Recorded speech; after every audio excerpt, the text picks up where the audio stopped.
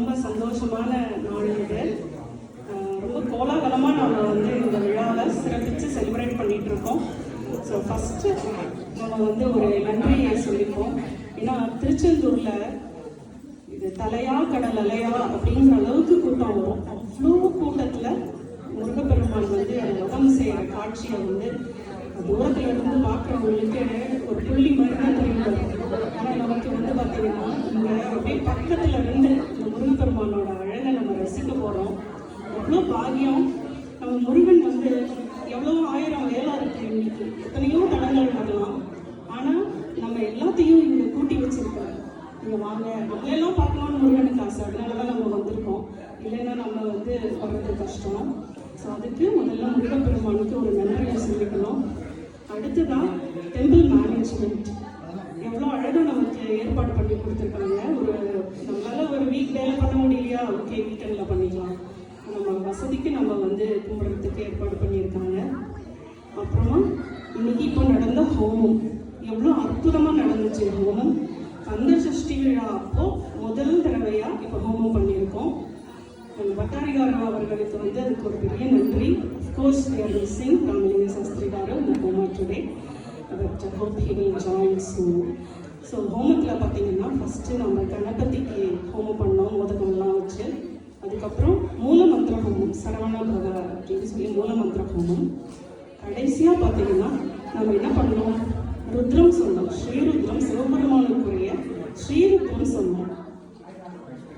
So சிவபெருமானுக்குரிய Sri Rudram முருகனுடைய ஹோமம் எல்லாத்தையும் தொடங்கும் போது கணபதியை வச்சு தொடங்குறது வழக்கம். சரி, சொல்லியாச்சு. அடுத்தது மூலமந்திர ஹோமம், சரவண பவன் சொல்லிட்டோம். அடுத்தது கடைசியில் வந்து நம்ம ஸ்ரீருத்ரம் படித்தோம். அதுக்கு ஒரு சிக்னிஃபிகன்ஸ் இருக்குது. என்னென்னா திருச்செந்தூரில் முருகப்பெருமான் சிவலிங்க பூஜை பண்ணுறாரு. அது 5 லிங்கங்களை அவரே ஸ்தாபிச்சு முருகப்பெருமான் வந்து அசுரனை வதம் பண்ணிட்டு அழகாக வந்து சிவபூஜை பண்ணுறாரு. அதனுடைய ஒரு தாற்பயமாகவும் நம்ம வந்து ஸ்ரீருத்ரம் சொன்னோம்.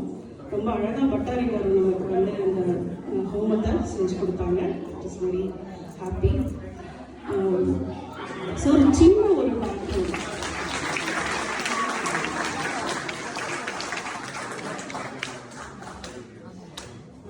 சரி, நம்ம எப்போ இந்த கந்த சஷ்டி விழாவை கொண்டாடுறோம் அப்படின்னா ஐப்பசி மாசத்துல வரக்கூடிய அமாவாசைக்கு அப்புறம் வளர்பிறை பிரதமையிலிருந்து ஆரம்பிச்சு 6 நாள் நம்ம வந்து கந்த சஷ்டி கொண்டாடுறோம். 6வது நாள் இந்த சூரசம்ஹார பெருவிழா நடக்கும். 7வது நாள் திருக்கல்யாணம் நடக்கும். அதுக்கு பிறகு திருச்செந்தூர்ல 5 நாளைக்கு முருகனுக்கு வந்து ஊஞ்சல்ல வச்சு சேவை செஞ்சு அந்த தரிசனத்தை பார்த்து மக்கள் வந்து மகிழ்வாங்க. அப்படித்தான் வந்து திருச்செந்தூர்ல நடக்கும். இப்போ இன்னொரு முக்கியமான விஷயம் நான் சொல்றது என்னன்னா, எவ்வளோ பேர் கந்த சஷ்டி விரதம் இருக்காங்க. எல்லா விரதமும் 1 நாள் 2 நாள் தான். ஏகாதசி விரதம் பார்த்தா 2 நாள். முதல் நாள் ஏகாதசி, துவாதசி அன்னைக்கு பாரணை பண்ணிட்டு முடிச்சிடுவோம். ஆனால் கந்த சஷ்டி வந்து 6 நாள் விரதம்.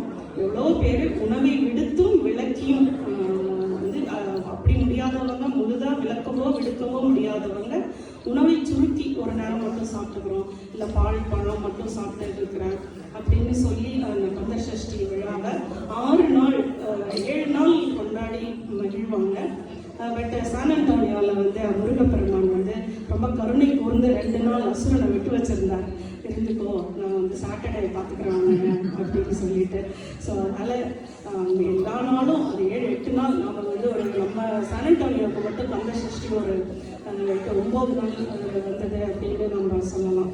ஸோ அந்த மாதிரி விரதம் இருக்கிறவங்களுக்கு இப்படி வந்து ஒரு முருகனை வந்து தரிசனம் பண்ணுறது நம்ம டெம்பிள் வந்து நமக்கு கொடுத்த ஒரு பாகம். அதனால் கோவிலுக்கு ஒரு நன்றி எப்போவுமே சொல்லிக்கணும்.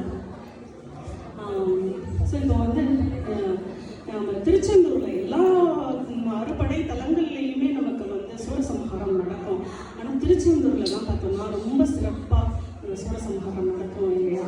ஸோ அந்த திருச்செந்தூர் ஊரை பற்றி நம்ம கொஞ்சம் பார்ப்போம்.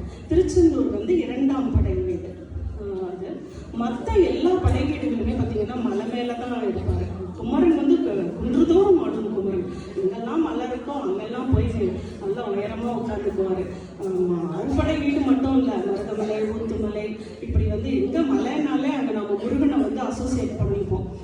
திருச்செந்தூர்ல பார்த்தீங்கன்னா அப்படியே கடல் பக்கத்துல அந்த அலைகளோட அப்படியே காத்தெல்லாம் வாங்கிக்கிட்டு அப்படியே கடலை பார்த்துட்டு எப்பவுமே அவர் பீச்சில் இருக்காருன்னு சொல்லணும். அந்த மாதிரி ஒரு கூலா அவர் வந்து திருச்செந்தூர்ல இருக்காரு. திருச்செந்தூரோட கோயிலோட அமைப்பு பார்த்தீங்கன்னா ஓம் அப்படிங்கிற ஒரு வடிவத்தில் இருக்கும். ஏன்னா அவர் வந்து அப்பனுக்கே பாடம் சொன்ன சுப்பையா இல்லை. ஸோ அந்த ஓம் என்ற பிரணவ மந்திரத்தினுடைய அர்த்தத்தை தானே சொன்னார். அதனால அந்த கோவிலுடைய அமைப்பே ஓம் அப்படிங்கிற ஒரு இதில் வரும் அப்படின்னு சொல்லுவாங்க. அது உண்மைதான். அப்புறம் திருச்செந்தூர் எங்கே இருக்குன்னு எல்லாருக்கும் தெரியும். தூத்துக்குடி டிஸ்ட்ரிக்டில் இருக்குது.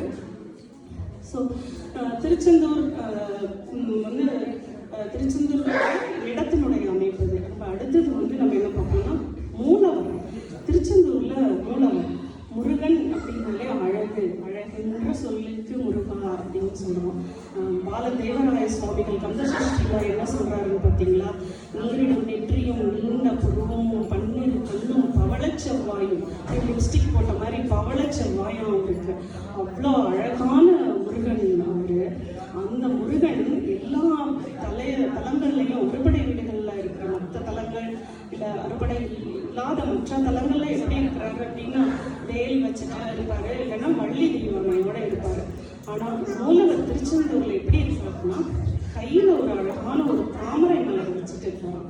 இது தாமரை மலரை வச்சுட்டு இருக்காரு, ஜடாமுடி தெரிச்சிருக்காரு சிவபெருமான் மாதிரி. ஏன் அந்த கோலம் அப்படின்னா அவரு அசுரர்களை எல்லாம் அழிச்சிட்டு வர்றாரு. வந்துட்டு சிவபெருமானுக்கு வந்து நன்றி சொல்லும் விதமாக அவர் வந்து சிவலிங்கத்துக்கு அபிஷேகம் பண்றார். அபிஷேகம் பண்ணிட்டு இருக்கும்போது தேவர்கள்லாம் வந்து அந்த காட்சியை காண வர்றாங்க. நம்மளுக்கு பிரியமான முருகன் நம்மளை வந்து அசுரர்களிடமிருந்து காப்பாற்றி கொடுத்த முருகன் வந்து இப்படி இவ்வளோ அழகா சிவபூஜை பண்ணிட்டு இருக்காரு அப்படின்னு சொல்லி பார்த்துட்டு இருக்கும்போது அவங்களுடைய அந்த ஒரு பக்தி பெருக்கில முருகா அப்படின்னு கூப்பிடுறாங்க. இவர் வந்து அப்படி தாமரை மலர் பூஜை பண்ணிட்டு இருக்கும்போது கையில இருந்த தாமரை மலரோட இப்படி திரும்பி பார்க்குறார். அந்த திரும்பி பார்த்த கோலமே நமக்கு வந்து மூலமூர்த்தியா நமக்கு காட்சி கொடுக்குறார் திருச்செந்தூர்ல. சண்முக விலாசம் அப்படின்னு சொல்லிட்டு 6 முகங்களையும் வச்சுமேவும் இன்னொரு சிலை இருக்கு. அது வந்து கற்சிலை இல்லைன்னு சொல்றாங்க. ஆனா பஞ்சலிங்கங்களும் அங்கே இருக்கு. சிவபெருமான் வந்து முருகன் வந்து சிவபெருமானுக்கு அபிஷேகம் பண்றார், பூஜை பண்றார். ஸோ சிவபெருமான் மாதிரியே தலையில பார்த்தீங்கன்னா ஜடாமுடிய வந்து தரிச்சிருக்கார். ஸோ முருகனுக்கு பிடிச்சது அந்த தாமரை மலர். முருகனுக்கு வந்து தாமரை மாலை சாத்துவாங்க, கடம்ப மலர், வெட்டிவேர் மாலை, இந்த மாதிரியான மாலைகள் வந்து சாத்துறாங்க. இப்படி திருச்செந்தூர் இப்படி எல்லா தலங்களிலையும் சான் அன்டோனியோ தலம் உட்பட எல்லா தலங்களிலையும் நம்ம சூரசம்ஹாரத்தை கொண்டாடிட்டு இருக்க இந்த வேளையில திருத்தணிகையில் அவர் தனிஞ்சு சாந்தமா இருக்கார். அங்க மட்டும் சூரசம்ஹாரம் கிடையாது. அங்க புஷ்பார்ச்சனை ரொம்ப விசேஷமா பண்ணுவாங்க. இருக்கக்கூடிய புஷ்பங்களை வச்சு முருகப்பெருமானுக்கு புஷ்பார்ச்சனை பண்றாங்க. அடுத்தது முருகனுடைய நம்ம மூலவ இதில் பார்த்தப்புறம் முருகன் வந்து இப்போ நம்ம சூரசம்ஹார நிகழ்வு அதுதான் இப்போ நம்ம பார்க்க போகிறோம். சூரசம்ஹார நிகழ்வில் என்ன நடக்குது அப்படின்னா முருகன் முதல்ல வந்து போய் வேல் வாங்குறார். சிக்கலில் வேல் வாங்கி செந்தூரில் சம்ஹாரம் பண்ணுறார். ஏன் அவர் வேல் வாங்கணும்னு என்ன இருக்குது? அவர் வந்து he is very powerful because he came out of Shiva's third eye, right? So he is very powerful. அப்புறம் அவர் சிவபெருமானுக்கே பிரணவத்தினுடைய பொருளை சொன்னவர் பிரம்மனை வந்து சிறை வச்சுட்டாராம். பிரம்மன் கிட்ட ஏதோ கேட்கும்போது பிரம்மன் சொல்றாராம், நான் தான் எல்லாத்தையும் படைச்சேன் நான் அப்படின்னோடனே நீங்க தான் வா அப்படின்னு சொல்லி உள்ள கூட்டிட்டு போய் சிறை வச்சிடறாரு. அவ்வளோ ஒரு சக்தி வாய்ந்த கடவுள் நம்ம முருகன். ஆனால் அவர் வந்து ரொம்ப ஒரு ஒபீடியன்ட் பாய், ஒரு ஒபீடியன்ட் கிட். அதனால தான் போயிட்டு அம்மா கிட்ட போய் வேல் வாங்குறார். சிக்கல்ல போய் வேல் வாங்குறார். சிக்கல்ல வேல் வாங்குற போது அந்த அம்பாளுக்கு என்ன பேர்னா வேடு நெடுங்கண்ணி அப்படின்னு சொல்றாங்க. ஒவ்வொரு தலத்திலையும் ஒரு அம்பிகைக்கு ஒரு பேர் இருக்கும். எப்படி காஞ்சிபுரத்துல காமாட்சி, மதுரையில மீனாட்சின்னு சொல்றோமோ, சிக்கல்ல இருக்கிற அம்பாளினுடைய பேரு வேடு நெடுங்கண்ணி. அம்பாள் கிட்ட வந்து அந்த வேலை வாங்கும்போது அவருக்கு அப்படியே முத்து முத்தா வேர்க்குது. அந்த அப்படின்னா அந்த வேலினுடைய பெருமையை வந்து அது சொல்லுது. அந்த வேல் வாங்கும்போது அது எவ்வளவு ஒரு பவர்ஃபுல்லான ஒரு ஆயுதமாக இருந்ததுன்னா அவருக்கு மேற்கொண்டு பாருங்க.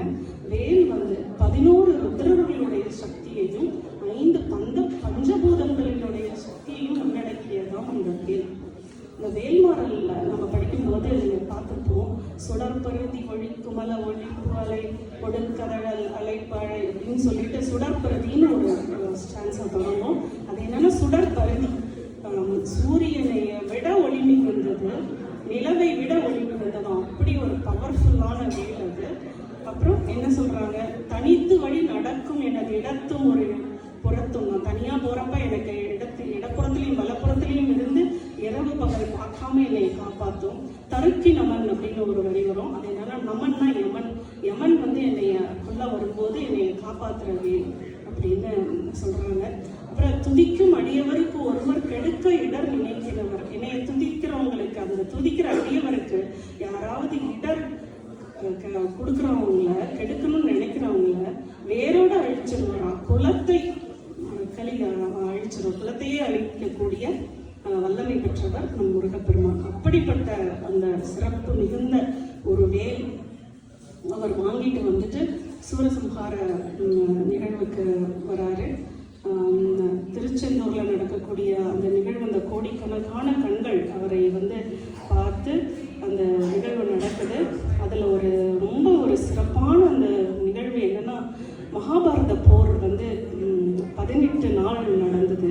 அதே போல ராமன் வந்து ராவணனை கொன்ற போர் அது வந்து 18 மாதம் நடந்ததாக சொல்றாங்க. ஆனா முருகப்பெருமான் வந்து சூரபத்மனை அழித்த அந்த நிகழ்வு வந்து 18 வருடங்கள் நடந்துதான். அந்த அளவுக்கு வந்து ஒரு கருணை காமிச்சிருக்காரு. திரும்பிடுவான் சூரபத்மன் அப்படின்னு சொல்லிட்டு உடனே போய் கொண்டுடக்கூடாதுன்னு அவ்வளோ பொறுமைசாலியா அவர் வந்து அவங்க அசுரனுக்கு வந்து டைம் கொடுத்துருக்காரு.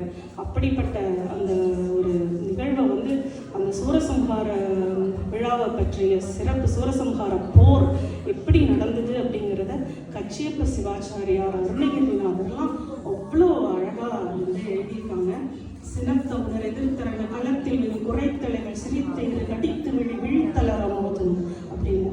சினத்தவுணர், அவுணர்கள்னா அசுரர்கள். சினத்தவுணர் அப்படி கோபமா வரக்கூடிய அந்த அசுரர்களை அப்படி வந்து சிரித்தையில் கட்டித்து விழி தளர போதும் அப்படின்னு அவங்களெல்லாம் அப்படி அலற விட்டுருக்காரு அவரு அந்த போர்க்களத்துல. அதை வந்து அவ்வளோ அழகா எழுதியிருக்காங்க.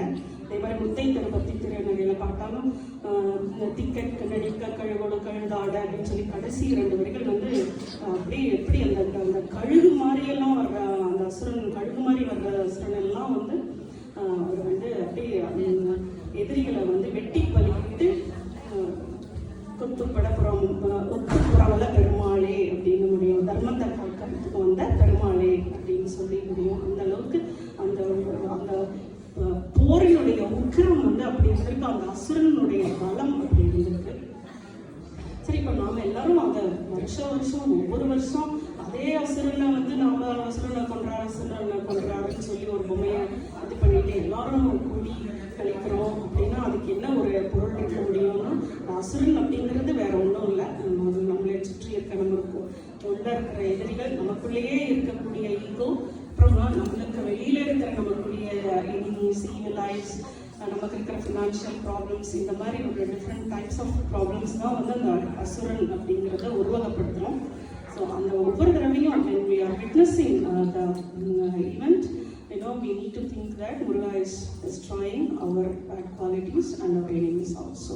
That is the significance of this festival. I'm happy to have you all here. Thank you for joining. Now,